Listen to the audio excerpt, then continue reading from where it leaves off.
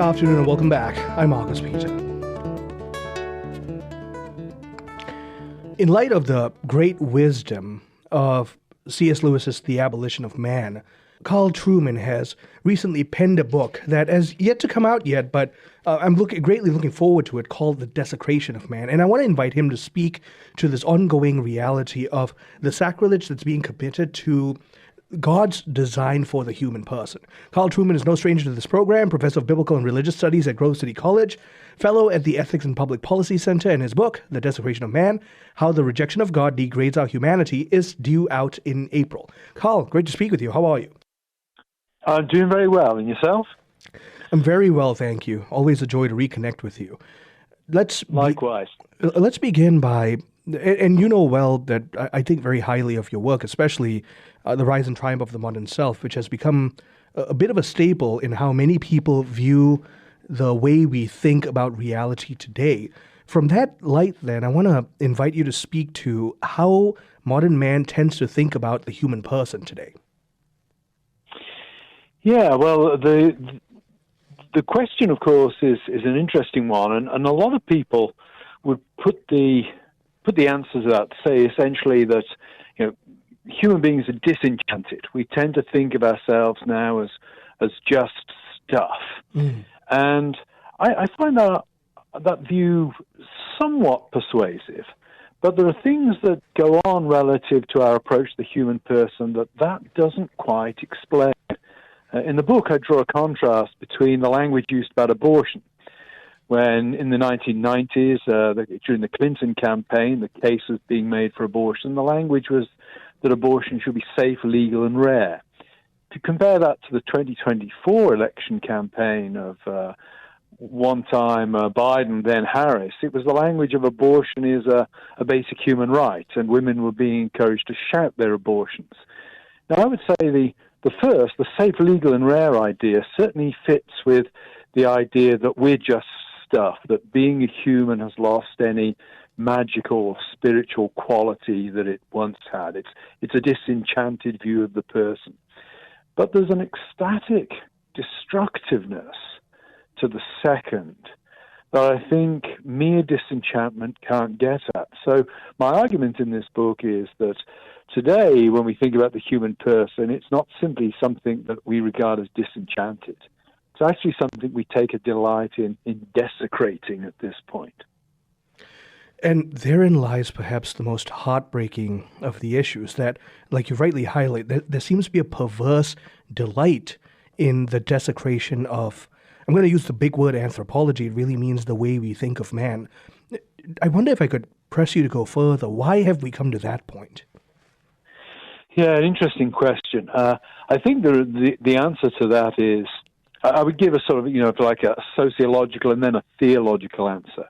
I think sociologically, the destruction of what it means to be a human being is the ultimate exertion of human power.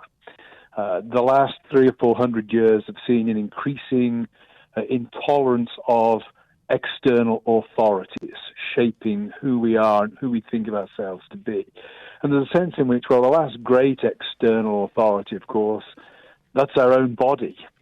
And so much of what is going on in contemporary society involves the destruction of the body, whether it's abortion, whether it's euthanasia, whether it's transgenderism, or whether it's, for example, homosexuality and the transformation of the significance of the sexed nature of the body. All of these things are attacks on the givenness of what it is to be a human being relative to our body.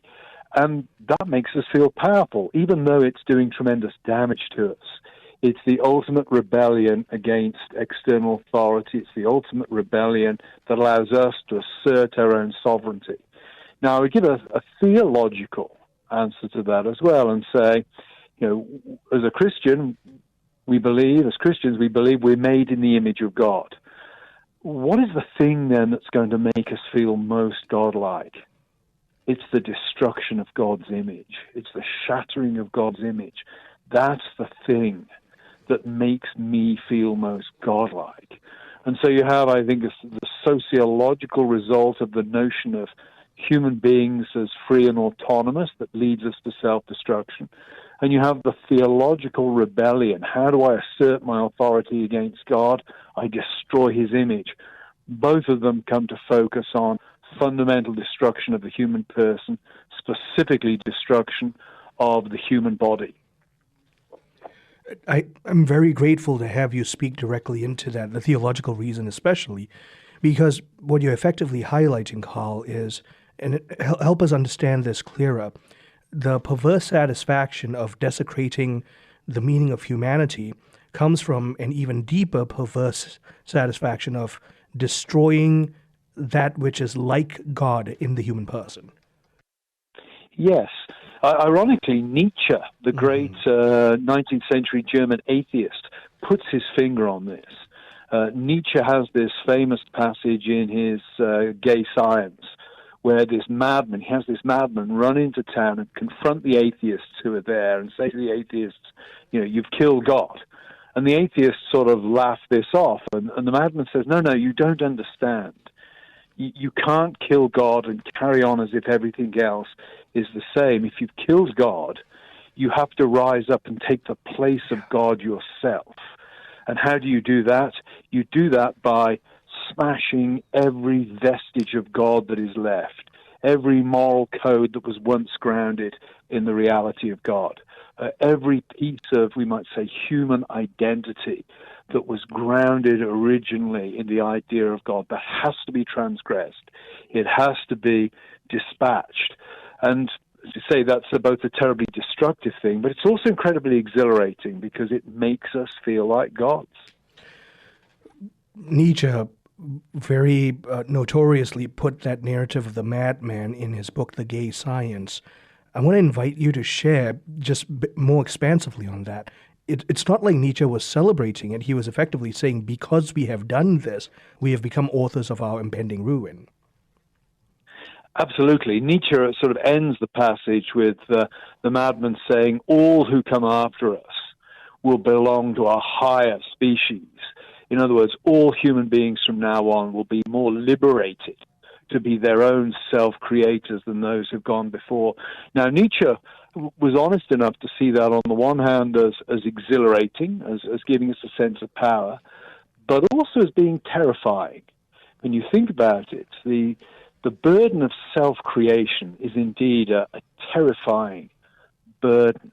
And Nietzsche's real challenge was, are you strong enough, are you big enough to step up to that yourself? So Nietzsche really, I think he captures two things. He captures the exhilaration that comes from this kind of iconoclastic atheism. But he also points to the reason why so few people, so few atheists are willing to follow through on their atheism. Because it's actually a terrifying prospect to have to invent your own identity, to have to stand up and become God yourself. That brings terrifying Promethean responsibility with it. And it ought to terrify if we spend enough time thinking about it. And what happens, even before we get to the category of desecration, which you're rightly highlighting, what happens to the way we think about reality and man's interaction with reality if we cut God out of the picture? Yeah, well, it really dispatches any notion of transcendent morality. In the case of Nietzsche, it really comes down to, we might almost put it this way, a worship of power, a worship of the strong, a kind of untrammeled vitalism. I think for the weak, it creates a horrifying universe. I mean, think about a very contemporary example, but think about a 3-year-old who goes to their parents and says to mum or dad, I don't know if I'm a boy or a girl. And the parents turn around to the child and say, well, that's not for us to decide. That's for you to decide for yourself. That's a terrifying situation to put that child in. As well it ought to be. My guest is Dr. Carl Trueman, Professor of Biblical and Religious Studies at Grove City College, Fellow at the Ethics and Public Policy Center.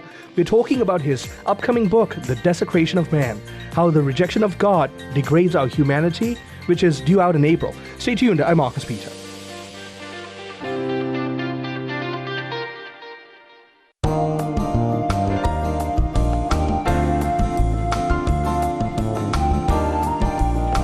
Good afternoon and welcome back. I'm Marcus Beat. I'm talking with Dr. Carl Trueman, Professor of Biblical and Religious Studies at Grove City College. We're talking about modernity's tendency to desecrate man, which is the title of his book, actually, The Desecration of Man. It's coming out in April.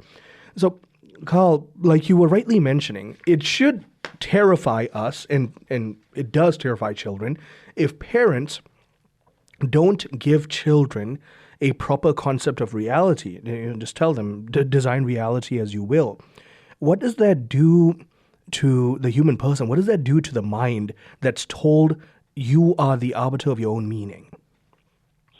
I think it leaves us free-floating and unable really to find a place to stand. When you think of the amount of loneliness, disconnection in this world at the moment, the inability to produce anything like a positive and stable moral hierarchy by which individuals and indeed societies are able to navigate the world. These are all the results, I think, of getting rid of God. Nietzsche's Madman, again, has a powerful phrase in that passage when he says, what were we thinking when we unchained the earth from the sun? That's a very powerful image. When you think about that, the thing that keeps the Earth in orbit is the gravitational pull of the sun. If you break that, then the Earth is just floating aimlessly through the universe. And I think what happens when we get rid of God is we lose any ability to provide a stable or coherent view of what it means to be a human person, of what it means to be a society, and indeed of what values, morality, ethics a society should be built upon.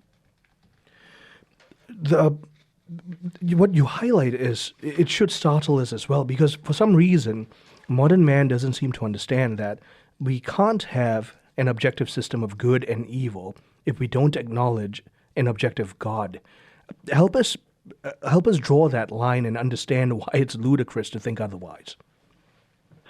Yeah, well, I think one of the problems we face in the modern world, of course, is as we've lost our sense of any kind of moral compass in a transcendent or stable way.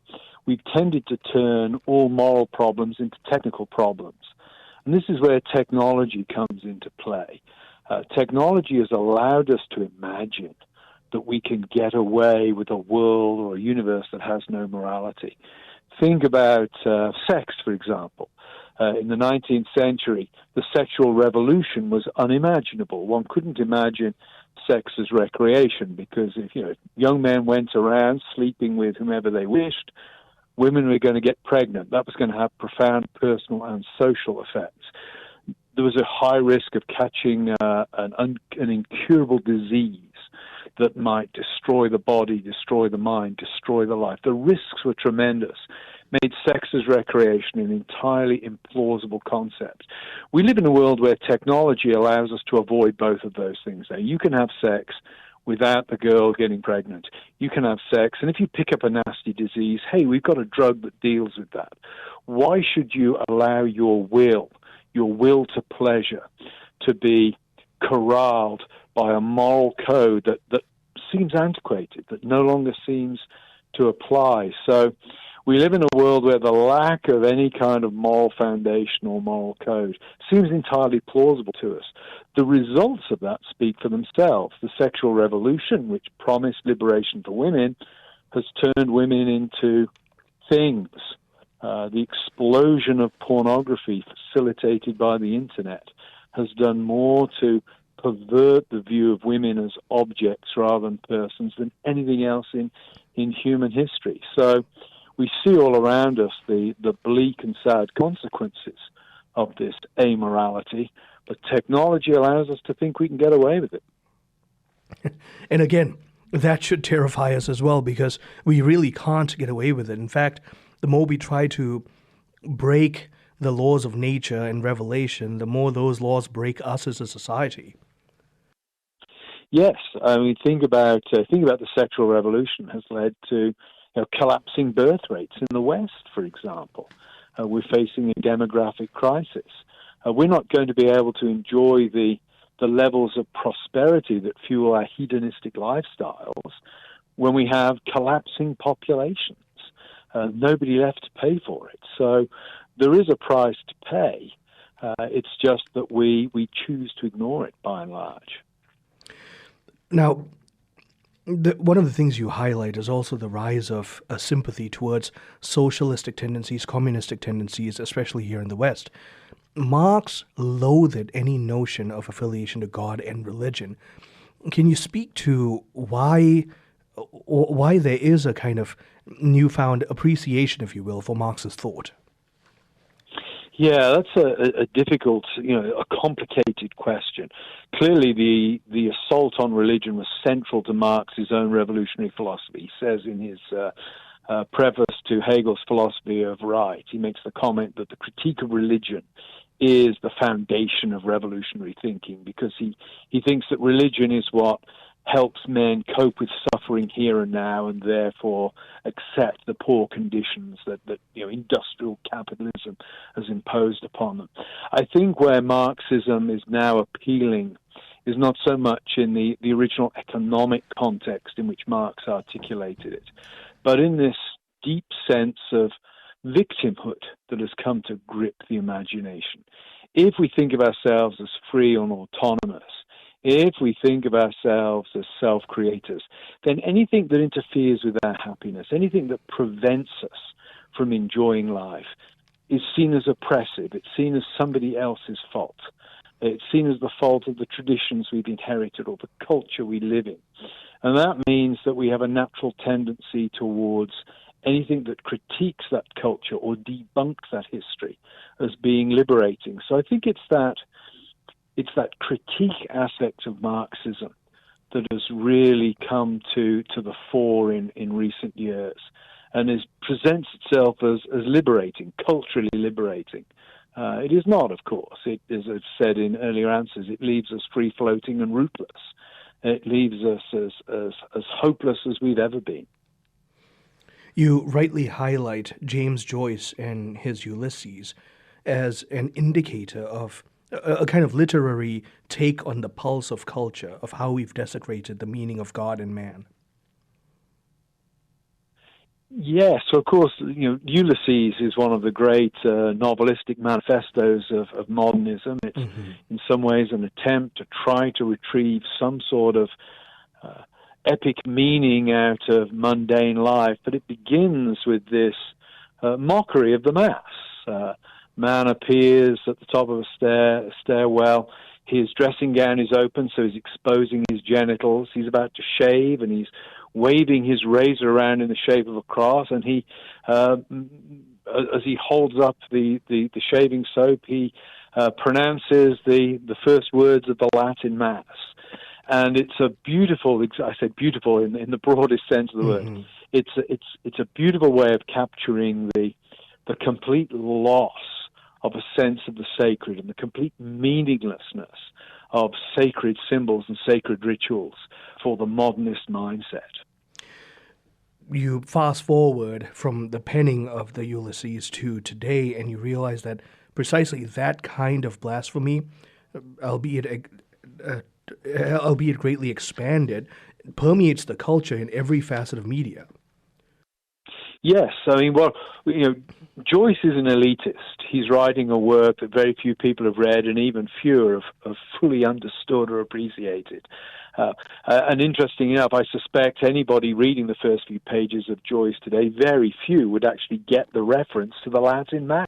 That is, not part of pop culture. But what has happened with things like television, reality TV, the internet, is that I might say sophisticated sacrilege put forward by Joyce in Ulysses has become debased and commonplace in our world. I mean, think of the language of politicians, how politicians have blasphemies in their speeches, commonplace.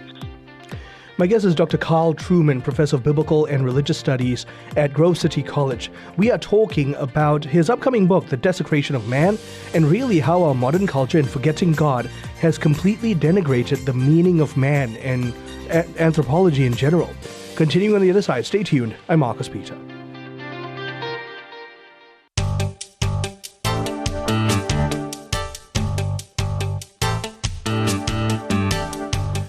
Good afternoon and welcome back. I'm Marcus Peter talking with Dr. Carl Trueman, Professor of Biblical and Religious Studies at Grove City College, author of The Desecration of Man, soon to be out in April.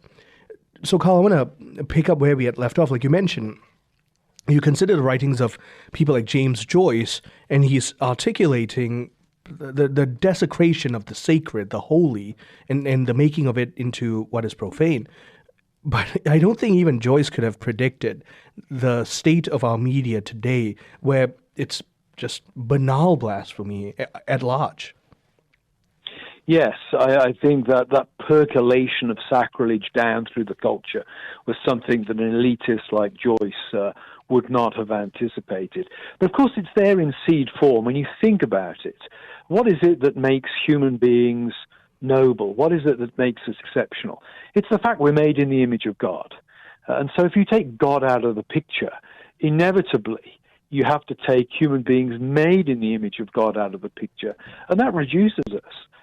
It's odd that our attempts to make ourselves greater than God ultimately contain the seeds of their own destruction. In making ourselves greater than God, we actually make ourselves nothing at all. And in making ourselves nothing at all, life ceases to have meaning. And so, what has that done to human relationships? I think it's degraded them. Again, when you think of one of the things about being made in the image of God, and the Catholic Catechism captures this nicely, one of the things being made in the image of God means is that we're persons, we are free individuals, and we relate freely to each other in a way that no other animal on the face of the earth does. You could say all animals eat, but only human beings go to restaurants. Only human beings feel eating food together with ritual that binds us together. As soon as you lose the sense of the image of God, you tilt away, I think, from thinking of other people as persons. Other people become instruments, tools for your own pleasure, for your own happiness, for your own success. The sexual revolution is perhaps the most dramatic example of this. You have sex with a partner, not to give yourself to them, but to take pleasure from them. You're treating them as an object. So human relations get degraded. And of course, as you treat others as an object, so they treat you as an object. So your own sense of yourself gets degraded and objectified. Now, the objectification of self and other has, like you mentioned, denigrated the sexual relation between man and woman. Inevitably, that's going to have consequences on marriage and the family. Yes. It leads to things like no-fault divorce, for example. Hey, if my wife is no longer fulfilling my needs, I can get rid of her. She's not fulfilling her part of the deal anymore. That's very different from a marriage that is for richer, for poorer, in sickness and in health, where really as a husband I'm committed to my wife such that if she becomes ill, if she develops Alzheimer's disease, I'm committed, regardless of the inconvenience it brings to my own life. I am committed to love her and to care for her unconditionally. It also changes attitudes to children. When you think of the impact of no-fault divorce on children, they come to be treated as problems to be overcome in the divorce or collateral damage. The law is required to treat the children as property. Similar thing happens, I think, with things like IVF and surrogacy. There's that move to children being treated not as gifts from God that parents are to love unconditionally, but as things that parents are to acquire and perhaps approve of conditionally, as long as they meet certain criteria. So the whole thing, the whole objectification of the other person leads to a total collapse, I think, in the long run, of what it means to be a human being, what it means to be a human being in relationship to other human beings. Can we, therefore, step outside into the bigger picture for a minute and see that things like human relationships, including sexual relation and marriage and death, all of these things have always been enshrined throughout the history of humanity in ritual, especially in religious ritual. Just comment on that and why we need to regain that sense of the sacred there. Yeah, so again, as with food, when you think about, all creatures need to reproduce, but human beings surround reproduction, sex, with sacred rituals. And what more godlike action is there that human beings do together than the creation of new life? Sex has always been sacred. Think about death. Death is the same. It's been deeply mysterious.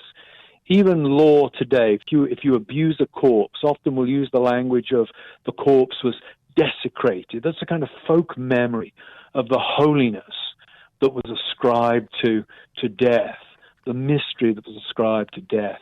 I think we need to regain something of that. And that's where, towards the end of the book, I point towards, the answer to the crisis of humanity and modernity is the church. It's in the church that we find the teaching and the rituals that give sacred meaning or restore the sacred meaning to things like human relationships, to marriage, to birth, and to death. One thing that you've highlighted in terms of the desecration of corpses is that we've always culturally understood a kind of sacredness about the human body, and we pretend we don't today, but you highlight too the entire sexual revolution movement is an overt glorification of the body, including transgenderism, but without acknowledging the sacredness of it. Yeah, the body, it's odd in that the body is both exalted and has become mere stuff. And I've often thought that at the heart of the transgender movement, there is that weird tension. On the one hand, my body is not me. I'm trapped in my body. My body is irrelevant to who I am. On the other hand, unless my body is changed to match the real me, I'm somehow oppressed. So the body is both of supreme importance and of no importance at all. And I think the idea that the body is a problem, that the body is raw material, goes to the very heart of the desecration that we see in the world around us. And again, in Christianity, it points to the importance of the resurrection of the Lord Jesus Christ. The story doesn't end on the cross for Christians. It ends with the resurrection. Why? Because Christ is God manifest in humanity, God united to the human. Christ is both divine and human, and I think he redeems us body and soul. And we need to remember that our bodies are not space suits that we inhabit. They're sacred because they are, in a sense, who we are as we are made in the image of God. Now, because of all that, to reclaim a rightful sense that the body, the person, they're all interconnected realities with reality and morality. I mean, all of this just fits into one integrated picture. So let's step back and start putting those fragmented pieces together. Yeah, I think that what we need to do is recapture the importance of embodied existence, to embrace the limits of the body as being not hindrances to be overcome, but as things to be embraced. I think, for example, I pointed to the church as a solution. We certainly need to think of the church as the place we go. Church is the people we are next to in the pew. Church is an embodied thing. I also think we need to recapture what it means to be an embodied human being in society. I think in the book I make a great play on hospitality. It's one thing to have, I use it in scare quotes, friends online. But really, your true friends are the ones that you spend time with in the real world. They're the people that you sit around your dining table with, the people you share a bottle of wine with. We need to recapture the joys of embodied interaction as a way of reframing our imagination about what it means to be human. When you're lying on your deathbed, you don't want your priest or your pastor or your family coming in on YouTube videos. You want them sitting in the room with you, praying with you, holding your hand. You want them physically present. Why? Because you know intuitively that to be human is to be embodied, and that shapes how we relate to each other. And if we're going to reintegrate what it means to be human, it has to begin with a proper, deep reflection on what does my life look like when I place my embodiment at the center. I love that you highlighted Dostoevsky's Ivan Karamazov as an exemplification of a metaphor that could help us take a good look at this question, that all harmony, all morality will only make sense if we subject our minds, our moral decisions, to a God who is the arbiter of morality. Yes, and I think, again, I go back to the comment I made about being made in the image of God. If we are not made in the image of God, then Nietzsche wins. We are embodied wills at that point, and morality is down to us and to our power and to our decision. And I think Dostoevsky, in his chapter in the Brothers Karamazov, Rebellion, the famous chapter, of course, is the Grand Inquisitor, but the chapter before that, Rebellion, to me, that's the real heart of the book, where Ivan Karamazov reflects upon the problem of evil and the issue of God. Carl, always a tremendous blessing to be able to reconnect with you. Thank you for your time. Thanks for having me on. My guest has been Dr. Carl Trueman, Professor of Biblical and Religious Studies at Grove City College. His new book, The Desecration of Man, How the Rejection of God Degrades Our Humanity, is due out in April. Get a copy, pre-order it, and most of all, read it, and let's start dialoguing with our fellow man, their meaning of life. I'm Marcus Peter.